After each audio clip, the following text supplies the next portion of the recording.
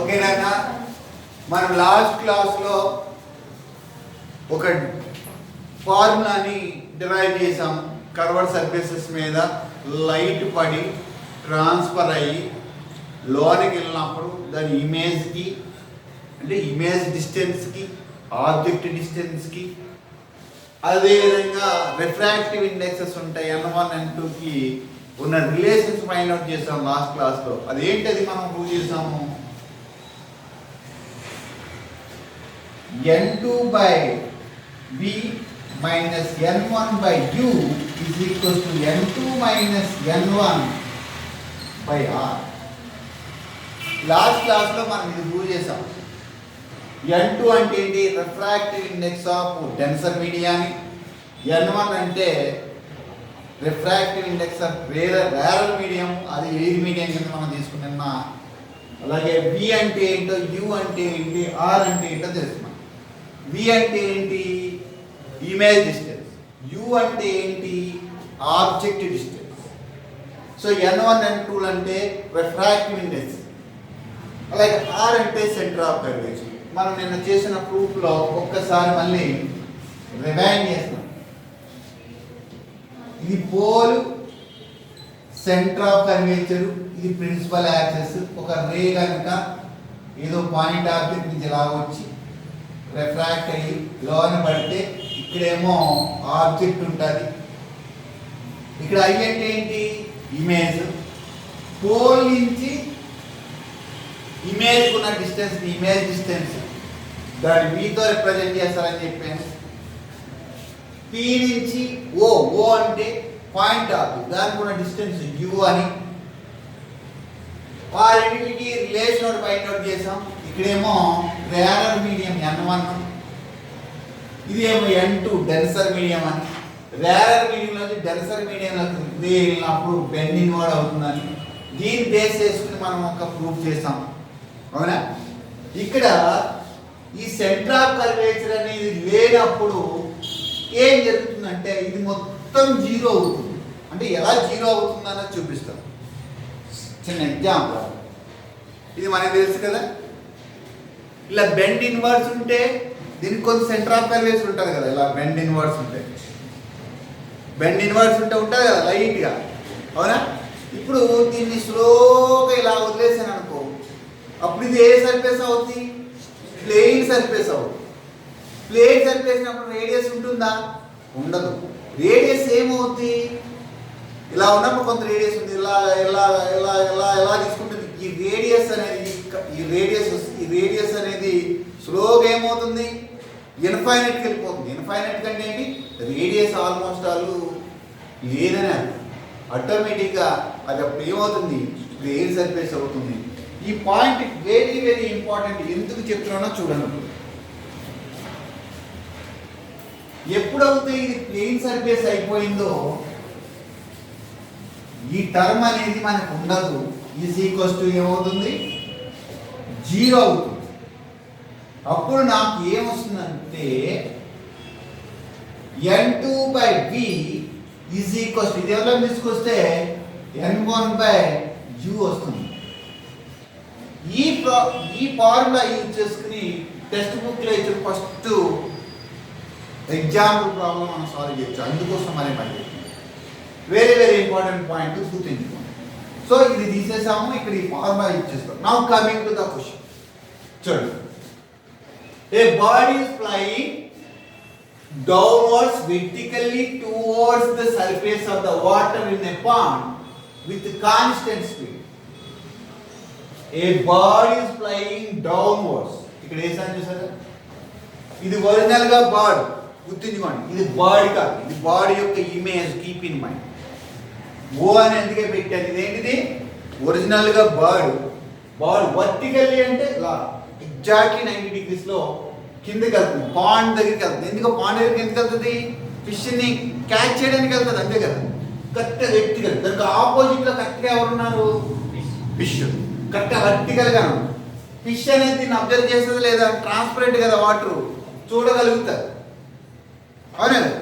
ఇక్కడ అడిగిన question very very important. చూడండి, there is a fish inside the water. Okay, if that fish is exactly vertically below the bar, vertical గా below the downward ఉంది. Next point వాడు ఏం అడుగుతున్నాడంటే the fish exactly vertically below the downwards, then the bird appear to the fish. Bird appear to the fish. Fish కి bird ఎలా కనపడుతుందని అడుగుతుంది. ఈ fish కి ఈ బర్డ్ ఎలా కనపడుతుందని అడుగుతుంది. First question, farther away than it's actual distance.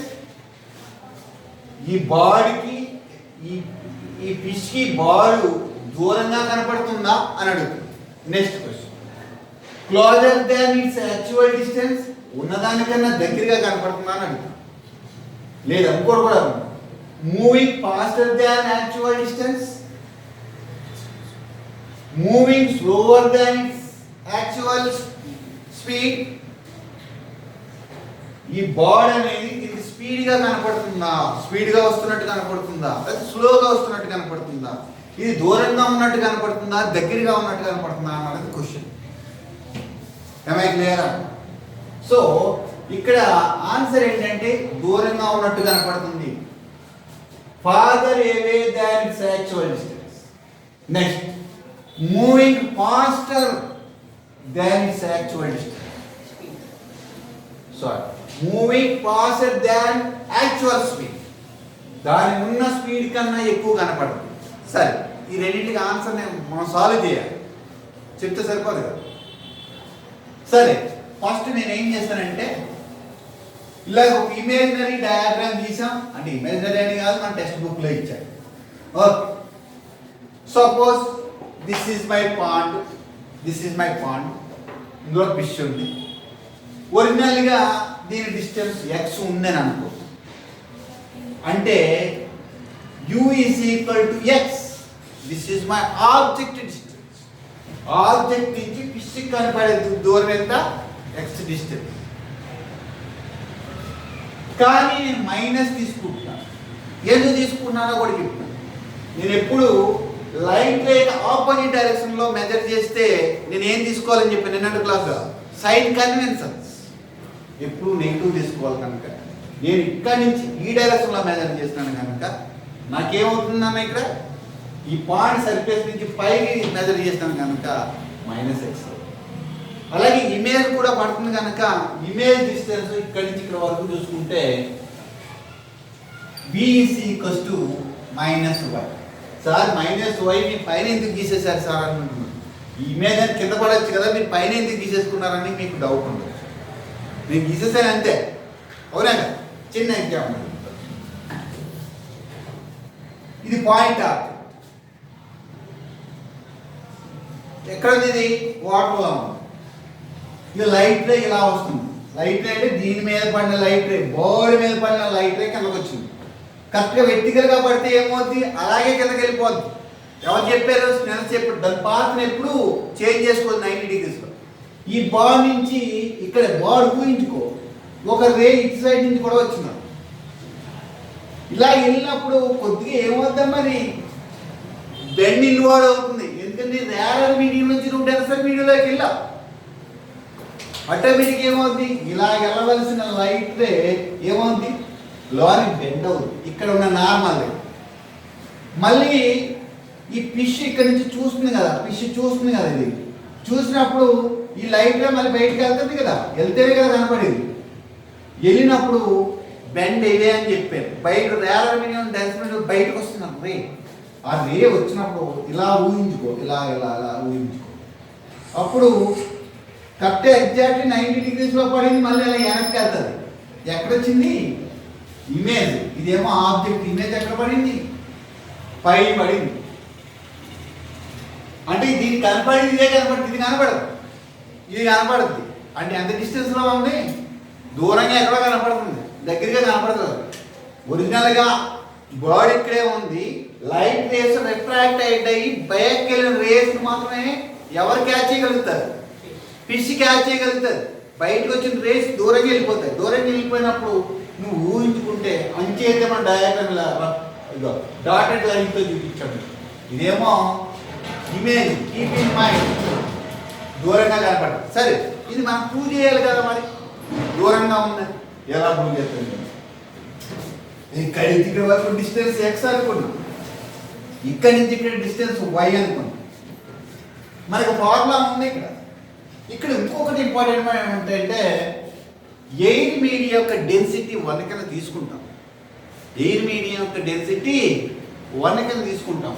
అంటే N1 = 1, V = Y. V అంటే ఏంటి? Image distance.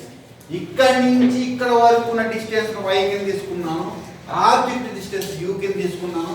రెండింటికి Vకి Iకి నేను మైనస్ పెట్టాను. చూడండి, సబ్స్టిట్యూట్ చేయడం మీకు తెలిసిపోతుంది.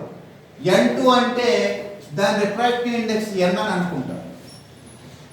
దీని యొక్క రిఫ్రాక్టివ్ ఇండెక్స్ N అనుకున్నాను. దీని రిఫ్రాక్టివ్ N1 ఎంత అనుకున్నాను? డైరెక్ట్ 1 అనుకున్నాను. ఏంటి? ఎయిర్ యొక్క రిఫ్రాక్టివ్ ఇండెక్స్ నియరెస్ట్గా 1 ఉంటుంది. సో N/V అంటే Y = N1 అంటే జస్ట్ సింపుల్గా N1 అంటే ఎంత తీసుకున్నాను? సింపుల్గా 1. ఎయిర్ యొక్క రిఫ్రాక్టివ్ ఇండెక్స్ నేను 1 తీసుకున్నాను. N1 = 1 by X. X divided నార్మల్గా అయితే ఏమవుద్ది? మల్టిప్లై అవుతుంది. N into X. ఇది దీనికి వస్తే ఎంత అవుతుంది? Y. Y అంటే ఏంటి? Object distance. N times of X. X distance 10 ఉందనుకో, 10 ఉందనుకో, X డిస్టెన్స్ 10 సెంటీమీటర్స్ ఉందనుకో, 10 మీటర్స్ ఉందనుకో, రిఫ్రాక్టివ్ ఇండెక్స్ వాటర్ యొక్క రిఫ్రాక్టివ్ ఇండెక్స్ 2 అనుకో, సరదాగా 2 అనుకో. 2 × 10, 2 × 10.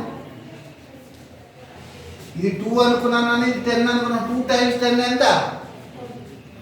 20. అంటే 20 అంటే ఆ ఇమేజ్ డిస్టెన్స్ ఎంత డిస్టెన్స్లో పడుతున్నది? ఇది ఒకవేళ ఇది 10 సెంటీమీటర్స్ అయితే 20 సెంటీమీటర్స్లో అది కనపడుతుంది. ఎవరు కనపడతారు? ఫిష్ కనపడుతుంది. అంచేది ఇది కింద పడికి వెంటనే పట్టుకుంటుంది. ఇంకా దూరంగా ఉంది కదా, వస్తుంది కదా అని అక్కడే అలాగే ఉంటుంది. అది ఇది ఆటోమేటిక్ కిందకి వెళ్ళాలి, పట్టుకు క్యాచ్ చేసుకుని పైకి వెళ్ళిపోతుంది. దానికి తెలియదు కదా దూరంగా ఎక్కడో ఉందనుకుంటుంది. ఇంకొకటి కూడా అడిగాడు. ఏమడిగాను మనం? అది స్పీడ్గా వస్తున్నట్టు కనపడుతుందా, స్లోగా వస్తున్నట్టు కనపడుతుందా? దేనికి? ఫిష్. Very simple. ఇప్పుడు ఈ 10 సెంటీమీటర్స్ని, ఆ 10 మీటర్స్ని 2 సెకండ్స్లో ఇక్కడికి వచ్చేయగలదు అనుకున్నాం. అదే 2 సెకండ్స్లో ఇది కింద పడుతున్నట్టు దీనికి అనిపిస్తుంది కదా. అంతే, ఒరిజినల్లో పడింది అదే కదా. చూడండి, 10 సెంటీమీటర్స్కి 2 సెకండ్స్ టైం తీసుకుంటుంది అనుకుంటే 20 సెంటీమీటర్స్కి కూడా 2 సెకండ్సే తీసుకుంటుంది. అంటే బాల్ స్పీడ్గా వస్తుందా, స్లోగా వస్తుందా? కిందకి డౌన్వర్డ్స్ చాలా స్పీడ్గా వస్తుంది. అంటే నేను ఇందాక ఆన్సర్ చెప్పేశాను. That is moving very fast to the fish inside the very very important